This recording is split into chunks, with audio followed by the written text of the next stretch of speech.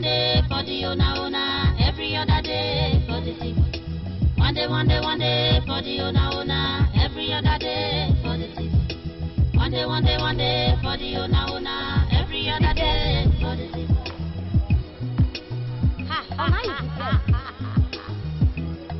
Zige.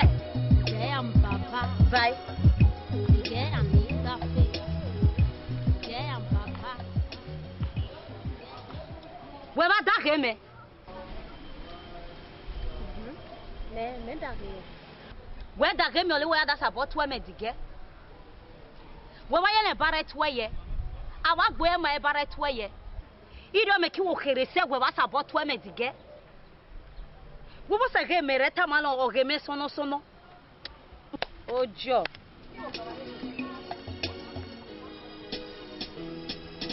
One day for the owner, every other day for the thief. One day for the owner, every other day for the thief. One day for the owner. Headmaster. Ara. Tope. What are you doing in my farm? Where? Mais mouda bi block oyo gbolo so madam mouda mais amu iye la be budu bo mouda bi block du gbo opanu. I suspect you, and I know you cannot be standing here without a foul play in my farm. I know you. You? Let me check my farm. And our foul on I play in mouda so me. Let me check.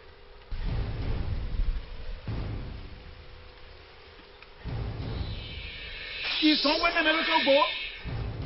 I thought as much. Echo, you from the You see? I'm not talking to somebody.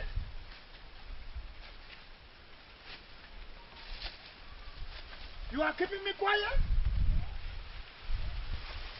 Headmaster. Headmaster. Yes? Is that Buddha Majana? Eh? Is that Buddha Majana? A mero, a corogbe, of one's a coponze. Okay, some of what I go nowhere, Bonia. Don't malunabo, never you will be. Can you imagine yourself? Eh?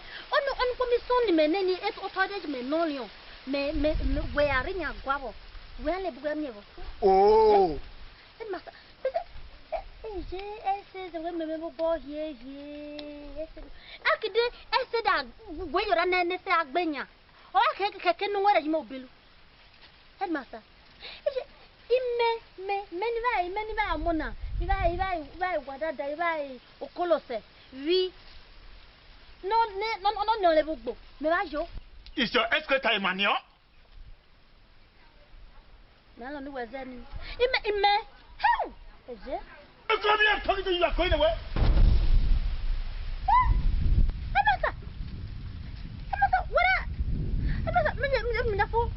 Woman for carry alley. It's your yah again without on what trouble. Yes? Okay, Baba.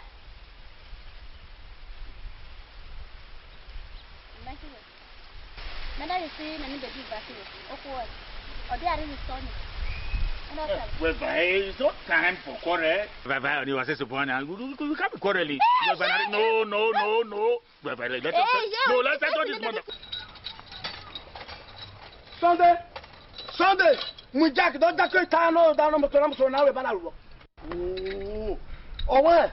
When I can, motor on a Matakazi motor, but Mataka for the only car amigo and amigo be motor.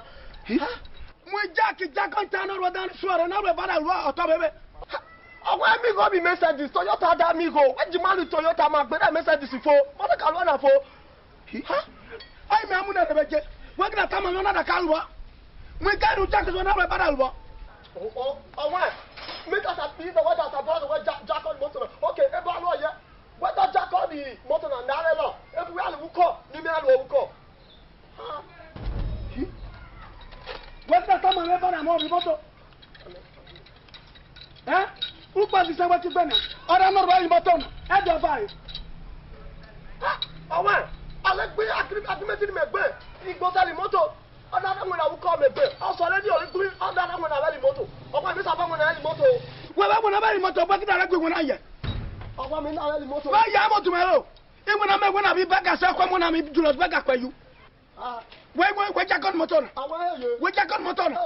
Ome, jini ka ba ban we do mu do nya pipi.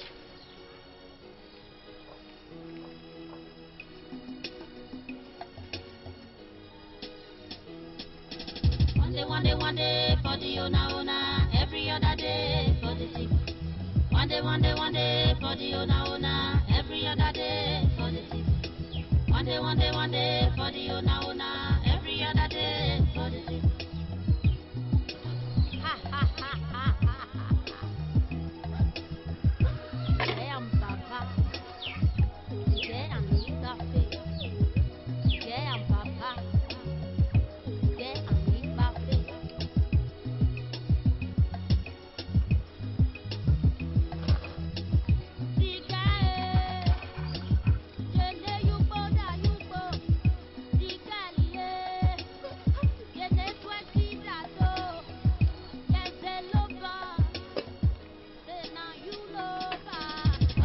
One day for the owner, every other day for the sick. One day for the owner, every other day for the sick. One day for the owner, every other day for the sick.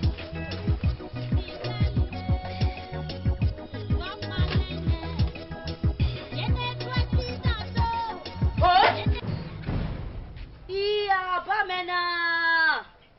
Is there a moena one horia?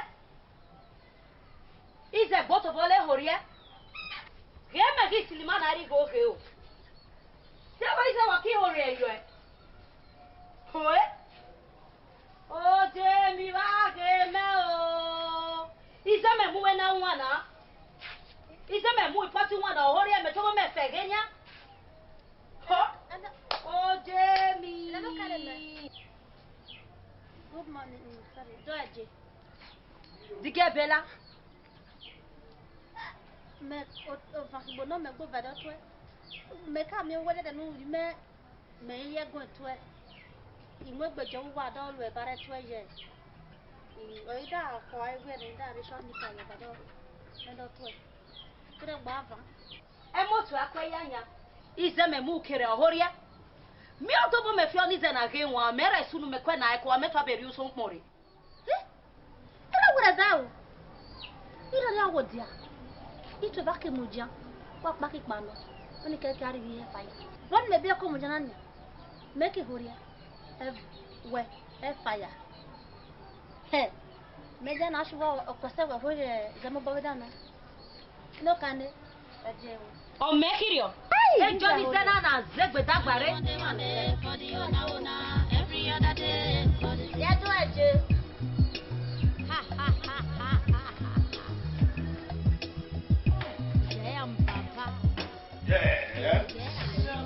Ah, bunga. Motion bien. Headmaster. Somebody. Tomasa. I don't need your good money.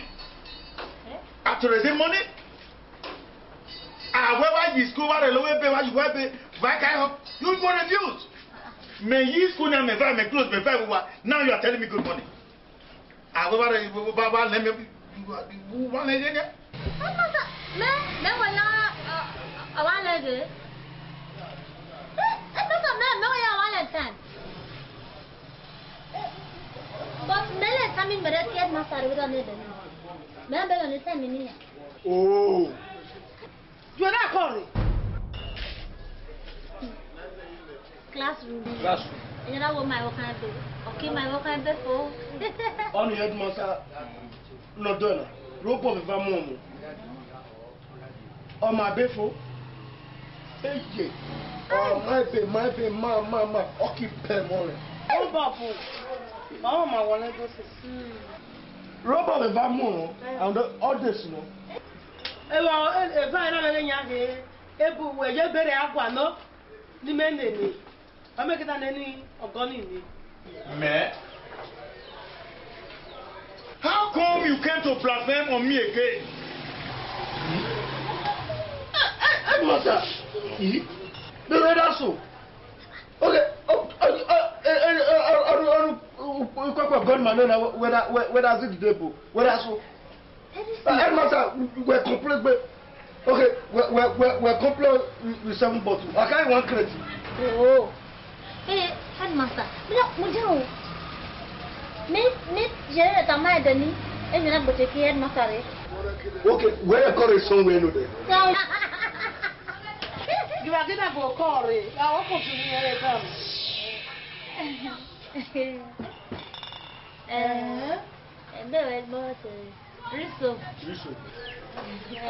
Riso Bible Church. What way? I don't know what you do. Oh, no, doing on the room. We make our work. Okay, you too. What is about combatant donor? Oh, so don't run away. Oh, so no black. Oh, no, don't nero, no, nero. Okay, na. Okay, pebble. God is good. God is good. Amen. God is very good. Yes, it's good. Thank God for you. That is the Lord doing. Yes. Yeah, the Lord is good. What will happen? I will pay no. You go for Panina. But the turn of God, I will pay for it. Headmaster, listen. Oh, so that one I will like no say. Headmaster. Ẹjọ́ pẹ́mẹ́rún. Ẹjọ́ pẹ́mẹ́rún.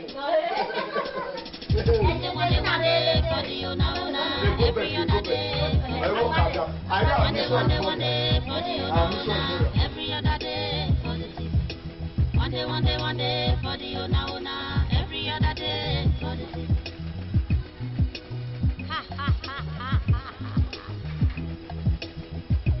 Damn, Papa.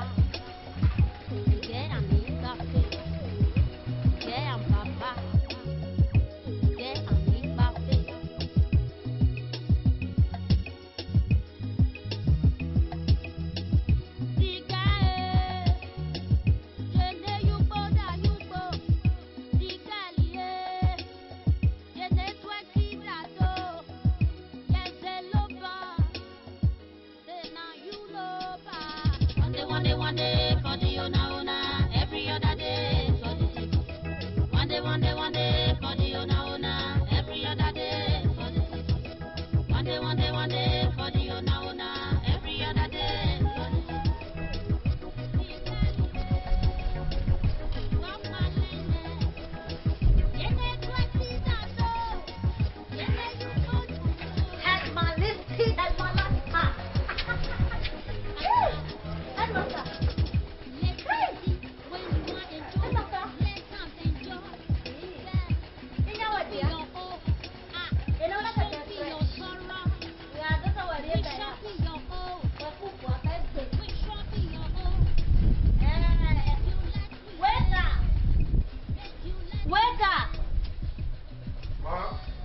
Baba.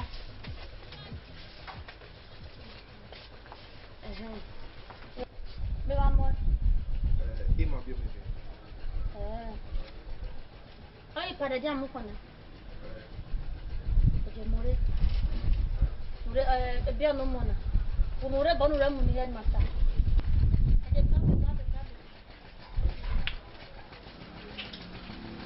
Headmaster. Anu wow. Ofure. How is the family?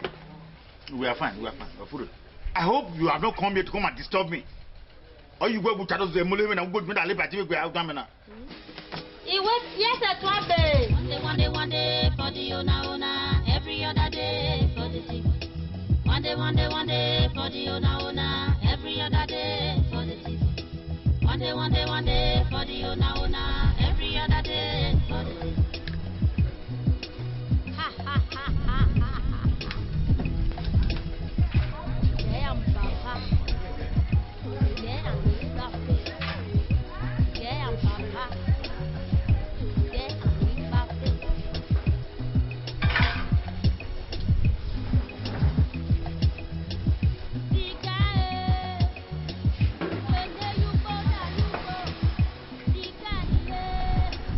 Support the Bible. I can't eat with you here. Support the Bible now. Support. Come on. One day for the owner, every other day for the city. One day for the owner, every other day for the city. One day for the owner, every other day for the city.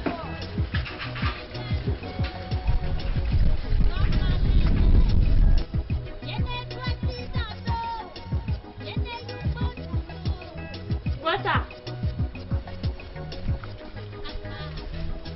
Where's that?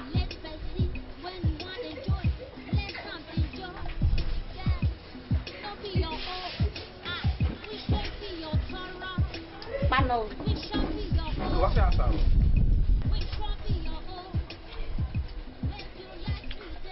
Headmaster. Alpha. I'll pay. Yeah, house.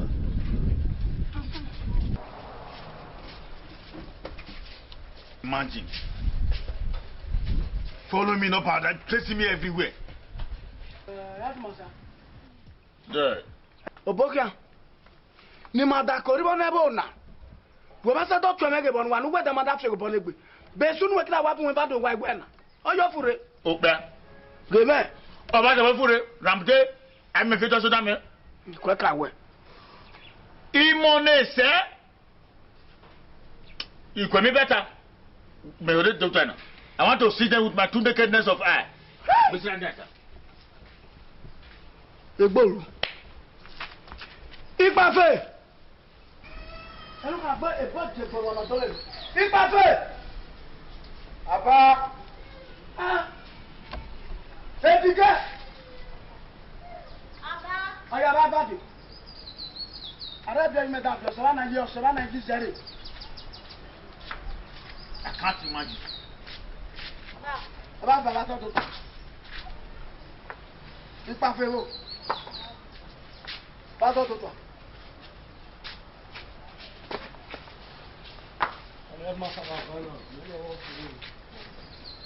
Headmaster, Gere, Besunu. Any mono sebe vana. Tamana, mama tamana. Gebe ki headmaster. Ibe, ijuwano seme, imone seme. Abeku remesi headmaster no. Neri egbe sibore ari obo sibore. Ramde. Eba jibe na mo mi ko ponto vana gwe na. Eba ri obo sibore ebi aluna. Ọ̀rẹ́ mi lọ́dọ̀ kàmáníà o dàtẹ́ mama sínú ẹ̀họ́ wọ́n bí tamá because. Agbó mi ò bèbè. Headmaster. Yes. Ètò ògùn register mú. No. Ètò ògùn ìbárò náà. No.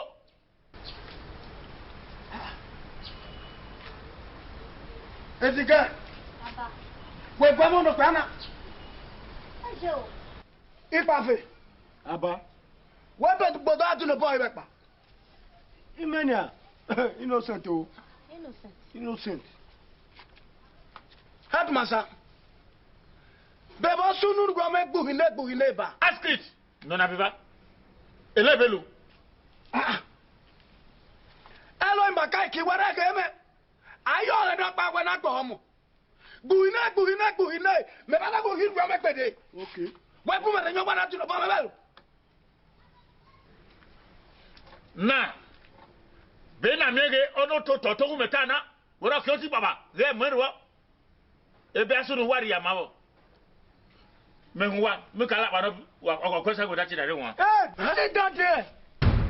Sit down. I sit down. Gele. O pa na wo mo gbe fun wa re. Oda gbe try. Oda ro paru yo da no mo. Oda no ro gbe won ni wo. Ele maka kire gele. Oh. Ààrẹ Naiji police. Police wa sa ko ino re. Akiko ni police. That's right. Oda ra babo so na re ni o to. What is the meaning of that? Oh, yeah, me what you what for? Headmaster. Oh, yeah, me Ikpafe. My brother Ikpafe. What you what for? And then? Okay. No wahala. Where Jashan, but where was Shan? Makoko Ashan. a ko ra khan gbegbe sono so ko e gbera be da me we yo we da re mi moto ma aba dara kan na ma ka ka ma ki da kan gbegbe sono so ko ma na mi gbera dasha eje we dasha na I remember about reporting ba. I didn't come to report you vividly. Me o when you tama baba no buhiwa. I'm the backbone table never na. I did not come to report to people. Okpake no. Remi re. Just am here aba, but I'm me You know I don't have money. And again. I can't move freely. Huh? Only go to the government now. And I read the chalk be better go to school. Huh? I'm going away. Away.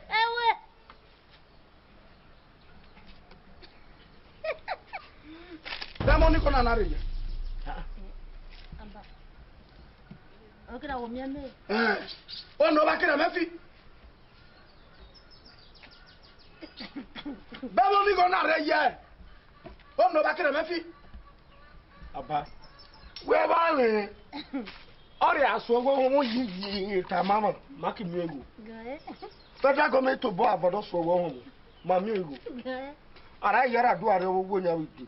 Ora do so wo ho. La Buhari to bo. Ma mi ego. Make up that. We agwan ya agbon mo ke na ba do so wo ho. Maki am ego. See?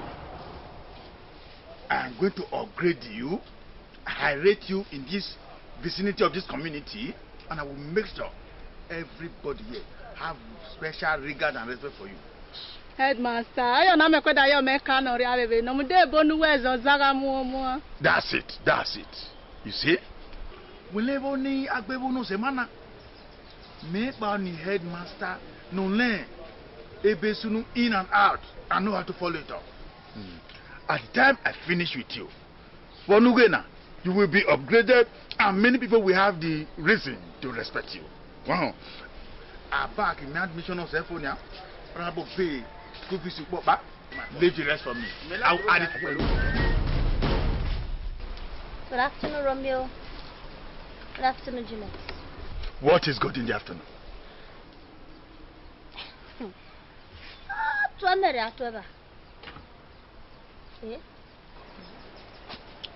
Do you know the havoc, destruction, the insultive insults? Do you know particularly our foretome? I can't imagine agbone dede. Oh, can you can't be ra? Or that again, oh, baby, muja. Oh, kigwelo rebira. Now, obaka yomi oni. We mutia. We nyenyalori. We diro lenia. Oh no. Headmaster. Me do jere. E mo ta no. We aba me tamamege. Agbon nede. Ge awo da ho pa bi ko nyana. Gbera ko gwelo. Back no me asere tan lo me be va da ge va. Ko lo pa me sere da ge va.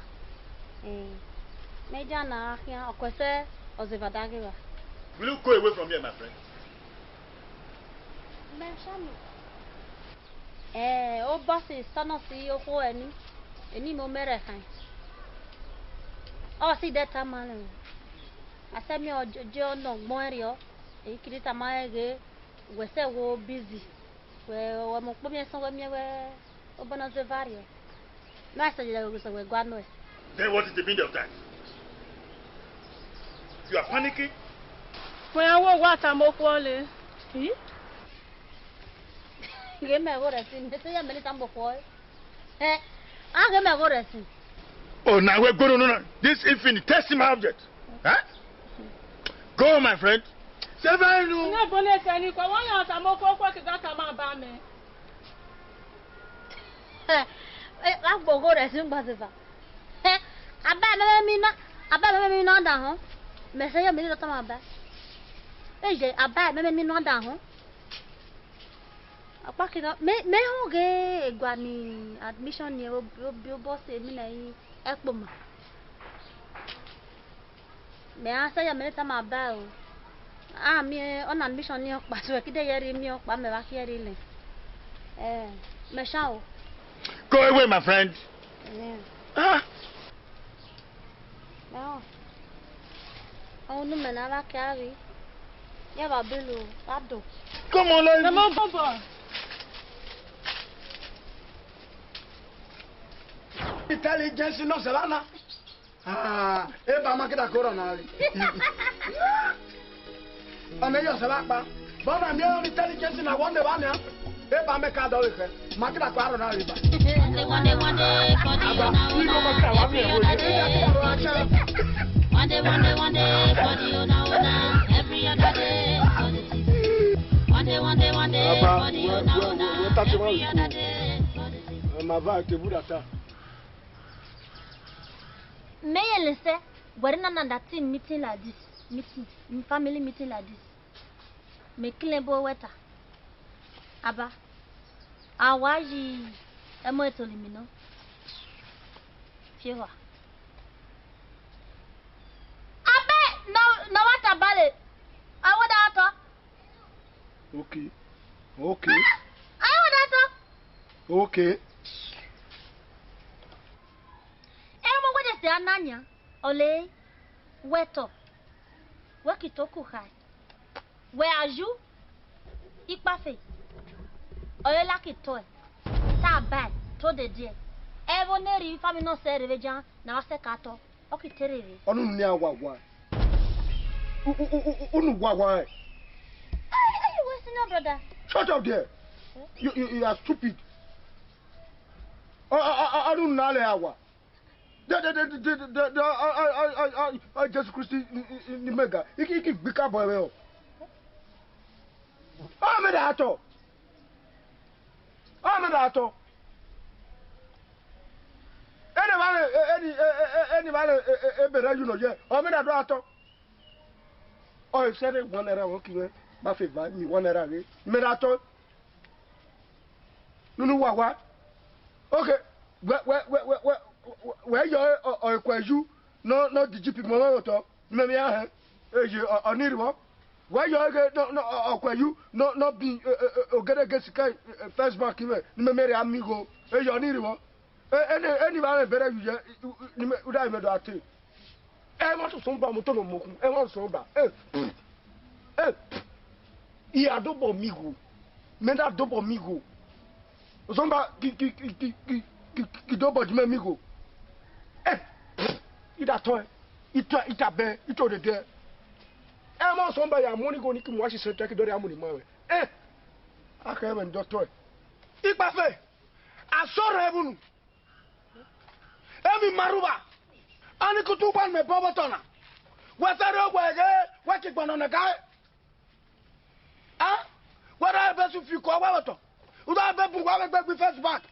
Nime the jeep remember I'm on a wabe. Eh? Here, Bema. Renana Rasha.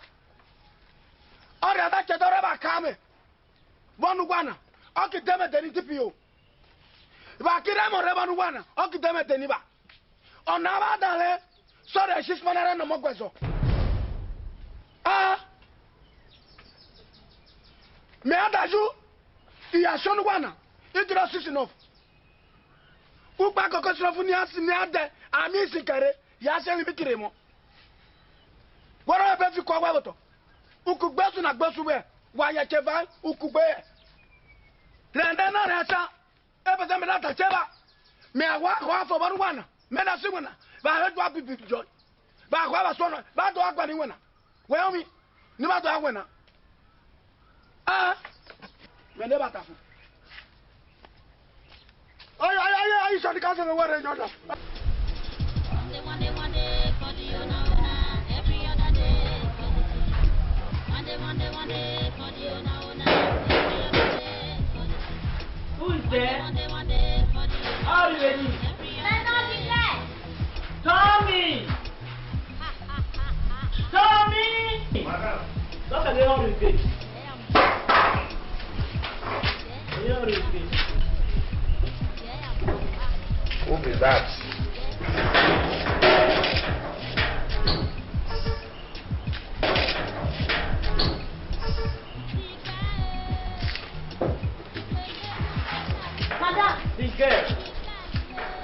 ma. The girl. Ada. What's that here? The girl. One day for the owner, every other day for the one day for the owner, every other day. The girl. Boshan. The man introduced you as a pastor. This is the girl. New house cannot say. The girl. And the girl, this is Tom. Tommy, my former cook. But right now, get to make it a transfer just because we try. So, me only va koko ahu na kugbe. Let care where when gbe dio o kugbe. Ni gwa no van o. Madam, There. never understand though. But I can understand them. Madam, well I said, made the cook. Okay, we're transferring to the gate or Abamebo. Oh no, Bamebo no really. Oh no, Pona. When I get too much. I am a young. You were more since we were employment. They may well me and I don't need. Madam, need a fool. Tommy. Madam. Baby, I want to come on we work value and not two payment say. Anyway, there's no cause to worry. Ebe so do fe mu yin. Okwese mere digere make it arrange. We put it together arrange. So I get up for Madam, mere yo. Onu ko me na me wo lie we name from the onset. Madam. Why? Sorry, madam. It came out of Togo. And well, take out of that. Hey. Madam, moment am I? May win me bonare win. What that I me win may win me. Even over time. May boy. Back no. Or may one.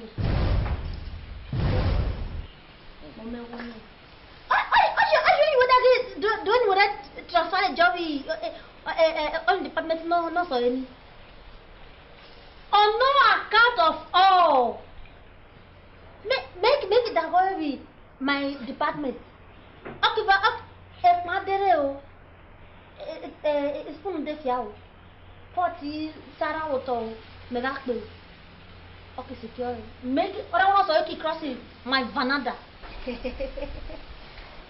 Only time.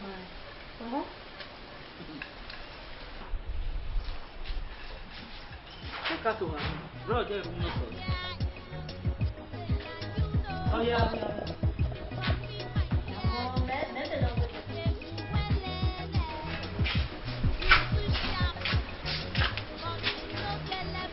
No. Tommy. Madam. Wọ́n wá kẹ́yẹ́ gbà. Taxi the guy Jimmy sí sọ wẹ́ yìí. Madam, I feel it. Mẹ́ta tí ọ lè ọ̀dá yín àwẹ́ gbé màmí. Madam, mẹ́rẹ̀lẹ̀ wẹ́ tó bọ́ ẹ̀tì mi. Mẹ́rẹ̀ yọ ọ̀lẹ́ tó bọ́ ẹ̀tì mi ọ̀lẹ́. Mẹ́rẹ̀ yọ ọ̀lẹ́ tó bọ́ ẹ̀tì mi. The girl. If we try where the Tanya hey, many told me, men about here. We're many.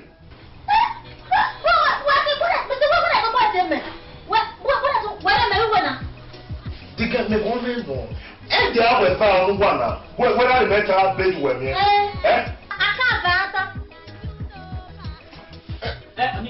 What is the problem? But the problem no seva. Me d'autres, in my very before. Balwena. Bahoba, me wa le bi bahoba le gbe ba chin. Aki me ruwa. Anyway, me tacheba. How did me go me travel? And with enemy na rebe ni ba luna. Eh. Me ba ho ni me pa no fo me akivai me ka se pre. Ami tell me be ona lona, ona da lona.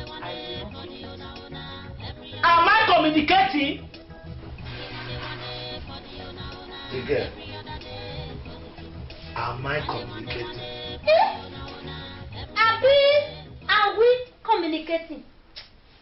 Hey! Tommy. Madam. To the gate. The gate. To the kitchen. Now!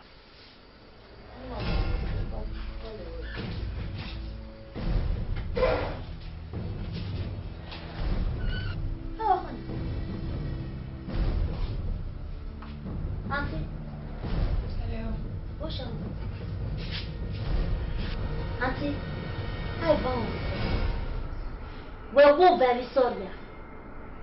We were saying no, so no, I didn't work. Last sorry, we were. We would do to her. That cross the room. Yes? Oh, Hona. Do you know that? Here? I'm not there, Hona. Well, Mr. Madam.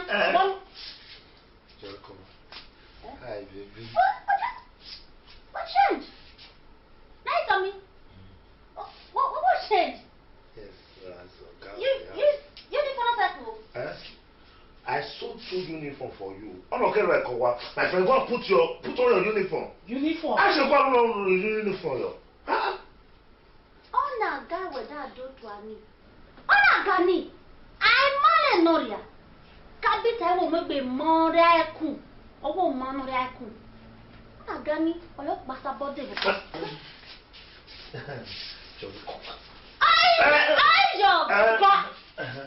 May your girl master me.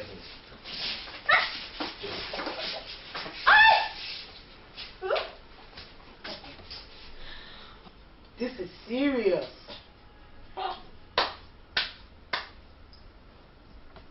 Baby. Hey, baby man. I keep married without to anyone. No. Can you please tell me the meaning of that nonsense or take place to anyone now? Only nonsense or take place with that place. Only without only my house getting. Or maybe no more lose guard. Or when drugs not take every 2 hours.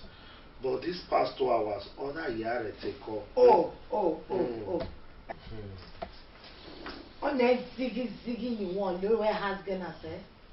My dear, you know, when I get married in village during Christmas, I buy been another that begging me. That sweet that way you want to you know I don't become wayward.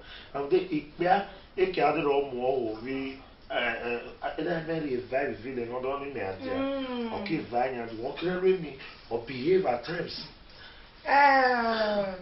Sweetie, baby. The character in has gonna say no rap yet aloha, I'm sorry to say, I don't know. Only where can you come down? Only can you Ghana say? That's what. Me worry no on Tana. Yeah. But me say that call Jericho and no take drugs in us sorry so that no more. Welcome where.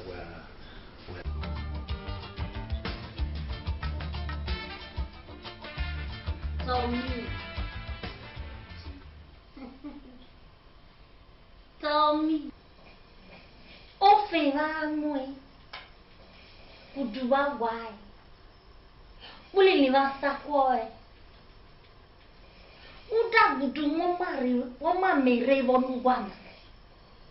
Oda doto ukaga musi madam. Ne botoli favorite. No ba me gbe na lori wo. Oda ye cross over when. Tommy, ono ki mama banere gbe ki o. Tommy, that's a mommy. Don't me.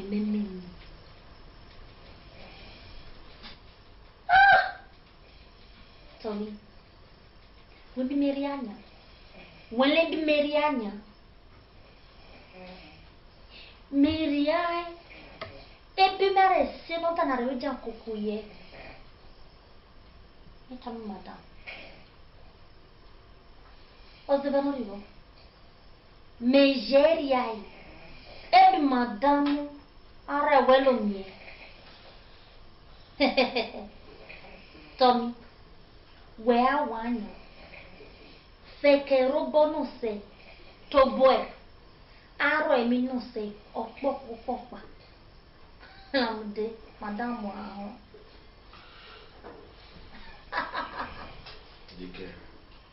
The girl make a kakabo go no no me da vie ye ni gba tami madam we ki try do gwa me me go no weta maybe me alu me re rob no gbo no na da me madam aye Sorry. Me wa Hiji me Eduare, nada me mandava em Ebesu. Bobo Mel.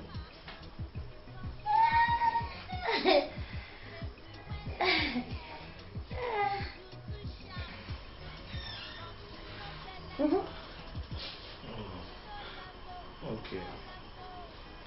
Madam Kihame salary next week. Kile 2,000 real. 2,000. Madam on phone. Okay. Take back. We had 1,000, but okay, 3,000. 3,000 mabera kwa biaga na nyase. Madam on phone. Oh, okay, 4,000 naira. Yeah. Tommy. Bien well. Buhinegbe. Put your brain for your sins.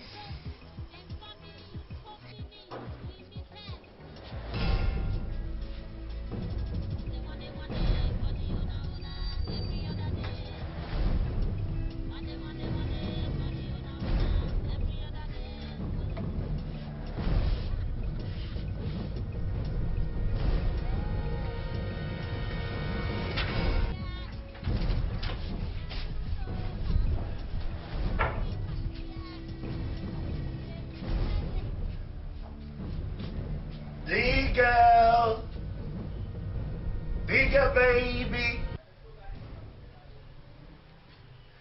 Digger baby. Oh, Digger. Ava nu kinote. Digger. Mena ni ate me onu kino na ate this morning. Ama me baru vanu. Okpa. Ole.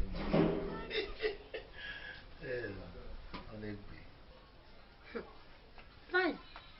I know I'm fine. Now the hospital that call. Close your eyes. Close it now.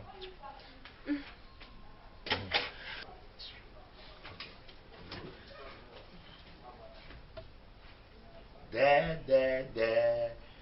Mr. Beast can't water Budu chicken. For who? For me? Maybe I read that one. I am sorry. For you, specially for you. When they well deserve award us chicken, Ududu chicken, fried rice, and can water for your good work.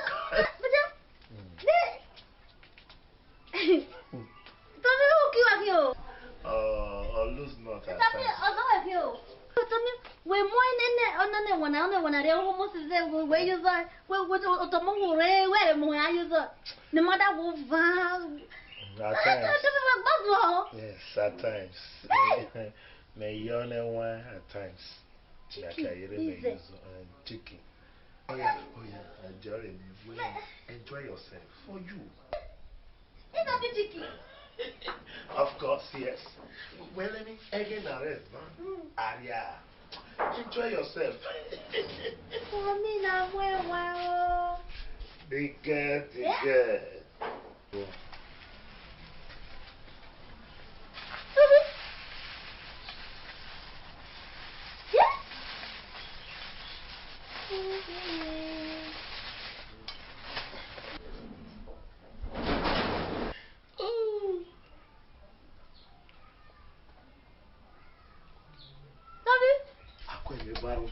I'm a Barovalo. Nana risponde a ba. Robolo. Hey.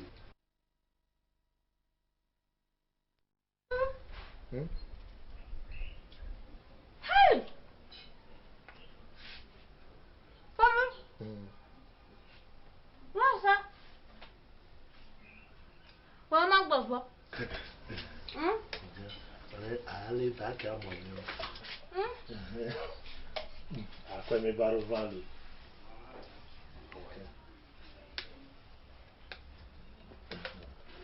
Hey! Go to America, you. Wait, tu jamais, il y a le tuto. True to God. Golly, oh, to America, you. Man, Christian America.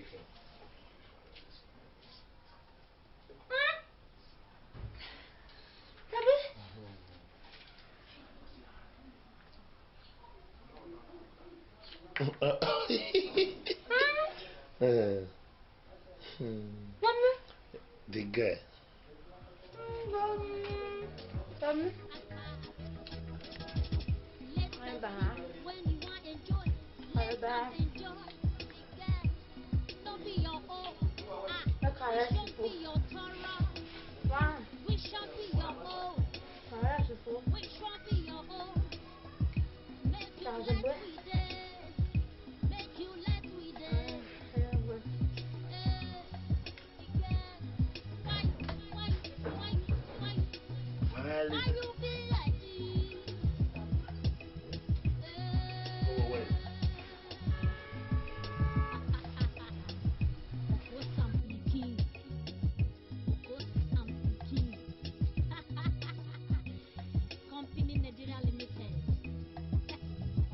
One day for the owner, every other day for the thief. One day for the owner, every other day for the thief. One day for the owner, every other day for the thief. Only you na mama, you want to phone, I just phone. Dimma. On with that Jenny and go to the girl. Gari, ida menoi. On is standing no, Noreka bad than me. Noreka and Nekoba. Only no. You know. I cut it down. Only that I buy your meal. On mobile ask about you. Any in London, the Cotisoba. Make a car who make a man. What would I born of what would I born of that be? Oh, not be mamma. You really buy. I hear Bano Una egg baby. Sorry, a Bavariana. Ting, what's a way with Ting, what's a man eat back by where I hear Bana. Bava. It's another. Rifle. This is what I wear. It's another. Or I have something to buy. Me va jaja fi no kwa. Igo me kwa. O ka te bu mi eme. O da fo asha na baby. Oh. Me we ye when na mummy go. About good afternoon. Ipafe, good afternoon. Ipafe, where good afternoon. Igo no move. There you go. No. Can't steal your money, no. Ipafe, Igo no da koko bi wo shop. Oba juwa. Uza na ye na memorable one. Oni go ki juwa. 1,017 naira. There is 17 naira never know. It all the guy. 1,000. We want mu. Mere do for ya buy. Mere 1,000 for ya. Yeah. Ana me da me basa ban me da ru ja boss. Mere van one abas wenare. Ipafe. Roni go na me. About completely innocent. Me are we go apart. I will tell you. All the time is me are we go. Who went there? Where wanna bet to work on one way? Hi, Pafe. Abba, Even 4,000, 5,000, you may carry. Now, can I remember here? I go, no, 1,000 too small. No. If I say, money gone back on now. Well, me. If I say, are you coming about there? When I go to Akabetana, if I judge you, I go to you. About Mary, that's what we're saying. You marry. Huh? Okay, all right, I would better. I will better what you're going, man. Huh? If I say, we're going to go now, eh? Let that catch off in a power. About Mary. Who are the Canary to judge of your Huh? Oh, Who are the Navisol who are the white Java? Oh, Mary. If I say, if I say, yeah, those are my unders, and I want you to wash it very well. Wash it very well, okay? And why are you staring at it like that?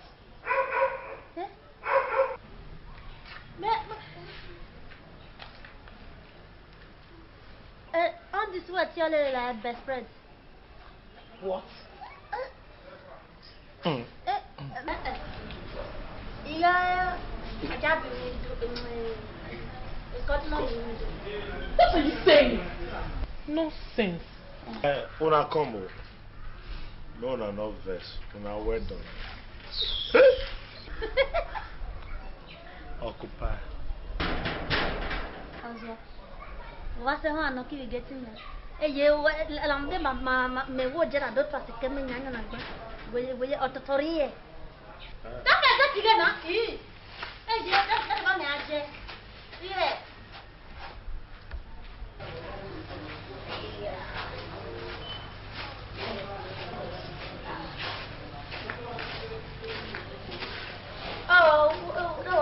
What is it? Ovio, no. I tell you, Ovio, may I choose on getting there? Okay, I remember. Where did you get another? What I want for second? Ovio, me. May like the way any metal. I'm the wearing by Melly. Oh, you like the quiet?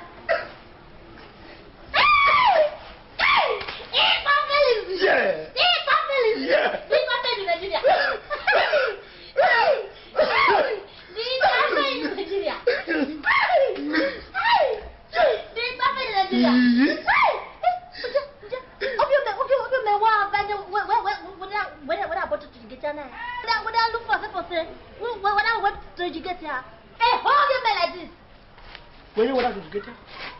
Huh? The whole be fine. You are stupid. Don't stupid. Who is you? Well, where come on? Where come on?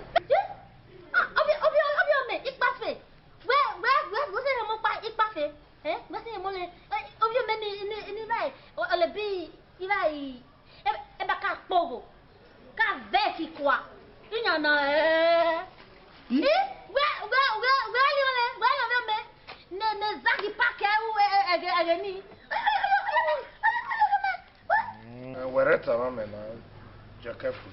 You must be stupid. Yes. You must be mad. Yes. Yes. You are crazy. Yes. Imana be baka bogo. Manaka ka ve garage. Manaka ve park biribi. Ege so ka ho wan fa zofu for market ve otwe. You are mad. Sorry, sir. You playing Jojo. When I application with Macro anyone and I blame you. Where the banner leg benya or the banner leg brother who said get my homie, get my maker who work a Rebecca is power wood, is power. I yell a car, I yell wood. Next time, see me to get you open. They are just Christo forever. Kina forever. Yes. Alpha. Get out. Digger! Digger! Digger!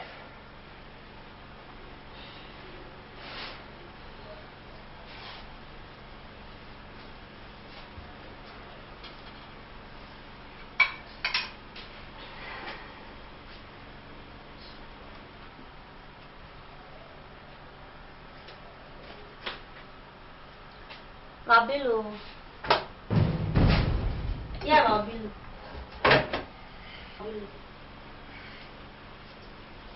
So, well, you know, fait que toi, ramé par bonne kitchen. Ouais. Il va qui va au kitchen en doit. Mais mesdames, hôtel. Mais il y a pas, il faut me connaître. Oui, voilà. Il y a pas, oui, voilà. Mais mieux. Oh, rien. So, what? Va doar avec nous. Eh. Mayoyi, ebe me vedo he. And point of correction. Enime, funkeno, furu bobo.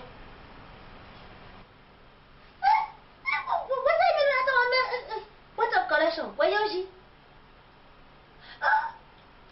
Iba kama na yuva le ba onu wana. Ai gba eba. Ai gba eba. Ai wa le ba we o le ose mo. We se ka so we fo. Ai ose mo kere. Ai nu wa vea. Ai se madam dai we no ale ba gba eba. Okay. E ma sere nya e mo are boy ba do wo na nya. Aki do yi boy do. Budol. No wahala. Na kriye madam akiba. Ayi kitamaege. Nevo no jebu mere.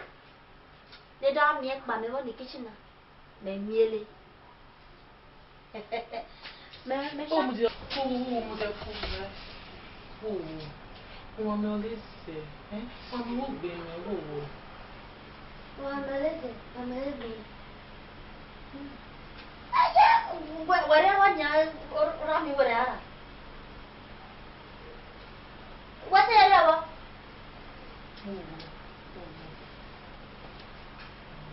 Madam akiba metama no wa. Wo na, wo me no wo.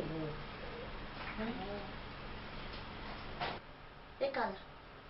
Hey. Me mo wo nya. Wo. Ile ru obo. Wo. We mo go.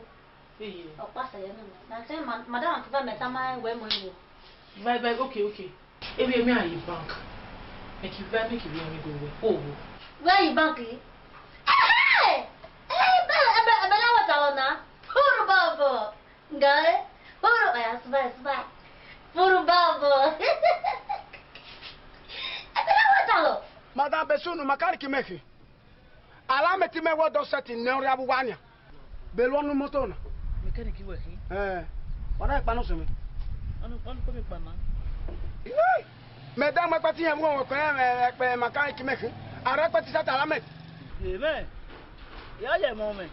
Ime ha ni moto na so wari. O se we no. Di me ase ron na ele na. Me kite na ojo woju wa na moto buja me ye hia.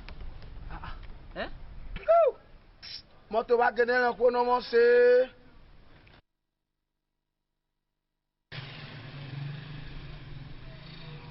Wa wa ke sabe wa ni moto na. Ni do me service o ya mi bere wa fe.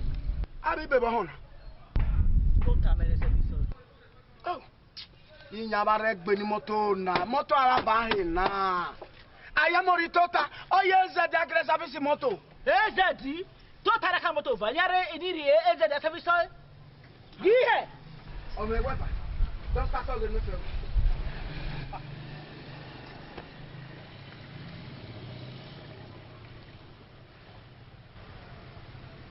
Ya iwe stato. No do gwo mi na me so re. Ba mo ko.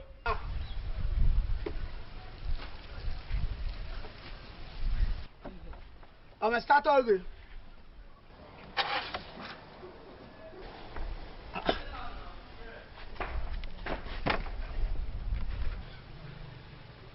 Start over.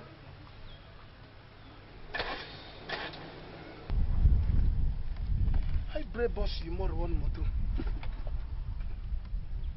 On va start over. Ouais, va donc faire. Va donc faire un bon start up. Va donc faire. Bon ami on va just start. Ihe. Yes e mi ho. Me start up. Ha? O to ja. Amo be moto me kwa ki.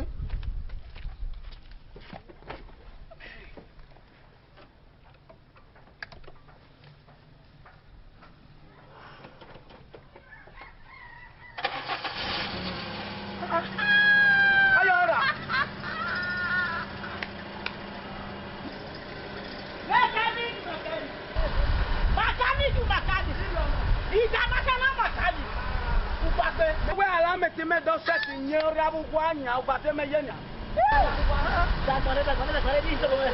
ari ro nwere ejo da do me wo bonania don na bo ni mu esuwa don na bo ani moto na ru oba fe ejo da wo fe nania don na bo ni mu esuwa oda ka mu esuwa da gwe be all the mechanic na when you 5 naira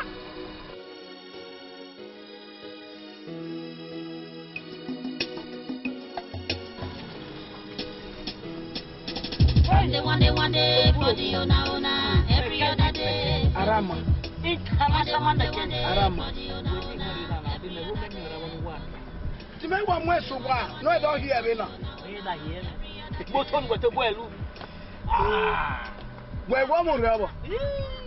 What kind of way your church of God mission or apostolic? Oh man. The marriage. Tama even Welu with Timebo.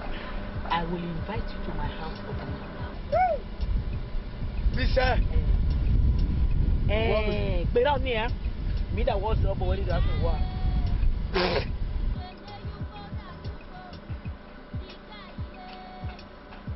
What are you? 2,000. Maybe my first son, my first daughter, Makoruwa. Where were we? Bound.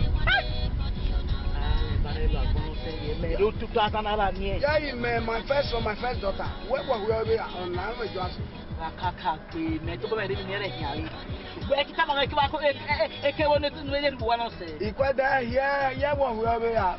My first son, my second daughter, my first daughter, Makoruwa. Amen. Meta suwa. Get it to.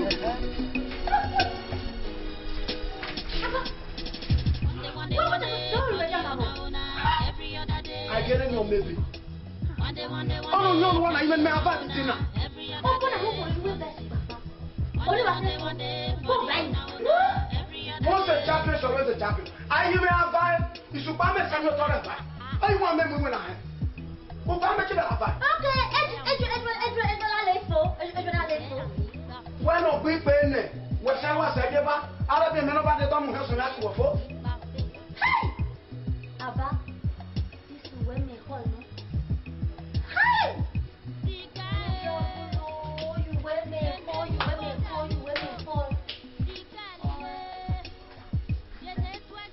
Go to me to the other.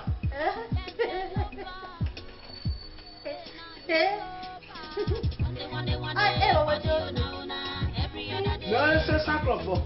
If you're Madame not the maid, I take football. Madame, but I ain't doing it. Madame.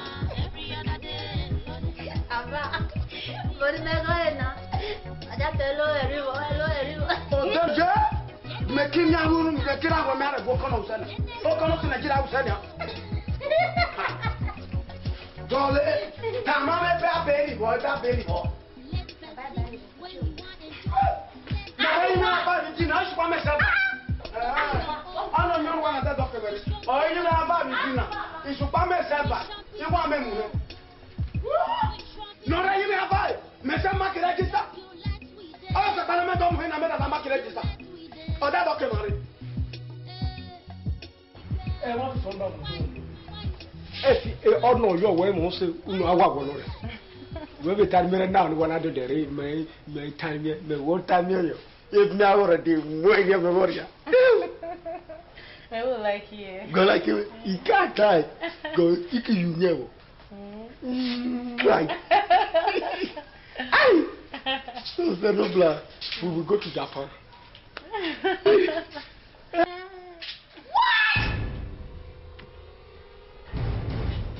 In my house, who was the man? Oh, okay. And I'm not new. Where Janoa? Ukurama. I'm not going to buy another person. I'm not going to Pierre Cocola, Swebe, the other man. Who doesn't get to do that? But now, I'm not sure my bitch in common or my baggage. Or remember what I guess me that day. Fouquet, who take what? Bonnie, I'm with that day. Oh, that motor memoir. He boot to me them one. Boot.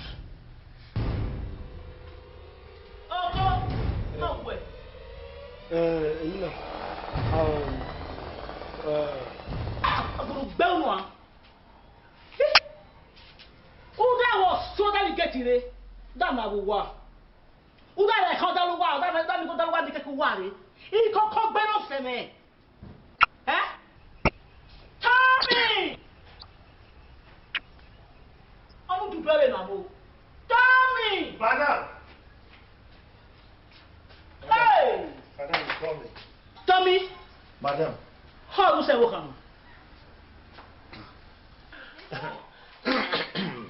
Madam, wo ajeke ho ono dodo na no wo huhu na we kan ran no bi e no ona te the girl senior brother no so no madam e de ore very na e lo the kitchen of when on the bathroom of when on the passage kere se di of you go no so madam Uwa me? Yes. Ja. Uwa no se me? Fuka. Uda re gbe na re awo ya. Eke kitchen, eke bedroom. In bedroom no se me. Uka ga no se me. Da mo gbe na akoro oda akoro e bo na akori papa. Fuka utekwa. Dige!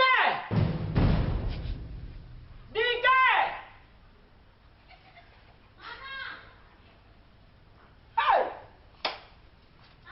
Be made up, you want who want to say, I was making a making a record to Adon. I never want to say, Nigga, I need money below than holy. Oh, yeah, Menona. Papa is in. My small brother. I just invite you. Who want to say, That's when the spoon make a boomian. on one me boy. No, you start by no, you're seeing me. Oh, yeah, that's fine. Okay, do I trade? I don't know so lonely. Like I told you, job by. Gonna be the night, gonna buy now. Can you imagine? And you have the audacity to tell me what in about Nali. Tell me. Madam, I bought you knocking with gate. Make you Hey! You get it. Don't forget how I'm knocking with gate. Hey! Funke! Who do you disgrace with? So, what can I be? I'm not taking say, bon, where they got the guinea, bon, where they got where be below now. Like, oh, not take me. Go, can we be now? Swear! Madam, are you not or you make bill? Shut up! Move your car! Madam. Hi. Hannah! Only visitor, Hannah. Tommy, back in the corner where you are now. Uniform. Madam. Well, Girlfriend is me, Nonna. Girlfriend is me. I live at that doctor. I can't say. I be when every friend. I could be whatever bed no say. Oh, I don't know. How I no say. I could not go. Hi. Madam, I don't know what I need to turn us and you stay no. Hey, Nonna. Hey. Sorry. I don't know. Is this your home? Hey! Don't go where I Jeremy. So I have a boss. Tommy! Wait, honey. We're going to rage and we're Paul. Oh, go. When you want to know we garage in where there, Rachel. That don't go. What, man? You want to man? Shit.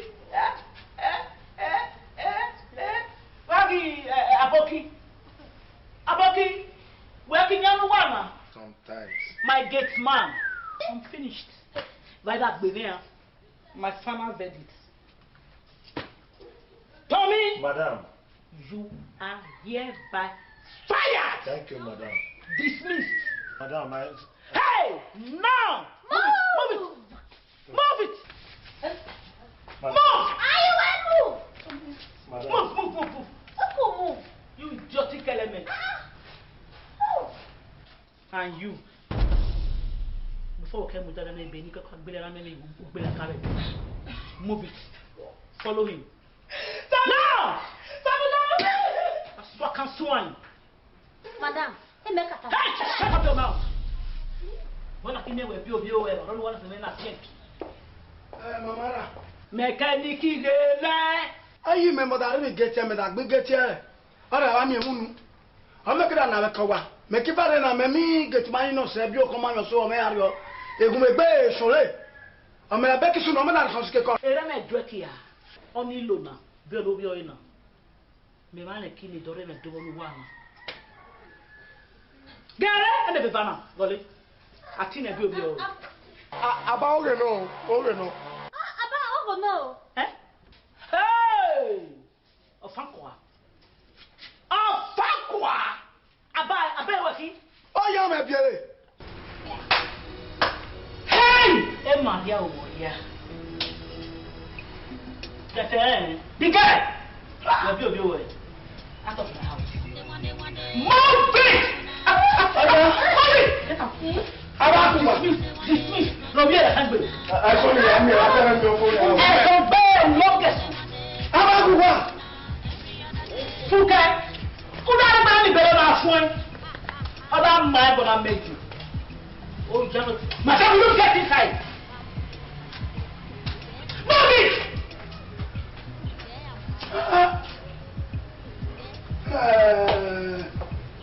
Madam, avant bana me ro ka me bagbon. Me kida to ko me agbe lo ni wena. Avant dina me bai.